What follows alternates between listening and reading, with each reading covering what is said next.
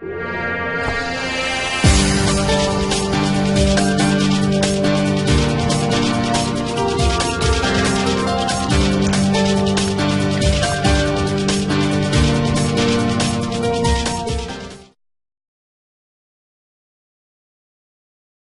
under pressure, whether it's me or anybody else, is the same.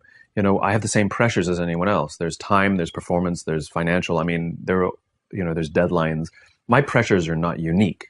The situations may be different, but everybody has the same kinds of pressures.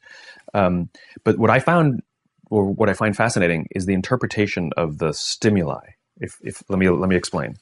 So I was watching the Olympics, this last Summer Olympics, and I was amazed at how bad the questions were that the reporters would ask all the athletes. And almost always, they asked the same question, whether they were about to compete or after they competed. Were you nervous?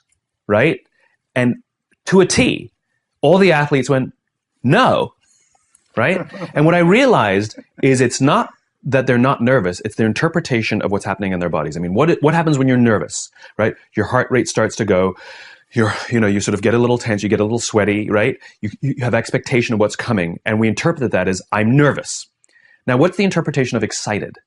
Your heart rate starts to go, you're anticipating what's coming, right? You get a little sort of like tense. It's all the same thing. It's the same stimuli, except these athletes, these Olympic quality athletes, have learned to interpret the stimuli that the rest of us would say as nervous as excited. They all say the same thing. No, I'm not nervous. I'm excited. And so I've actually practiced it just to tell myself when I start to get nervous that this is excitement. Yeah. And so I used to speak in front of a large audience and somebody'd say, how do you feel? I used to say, a little nervous. Now when somebody says, how do you feel? I'm like, really excited, actually.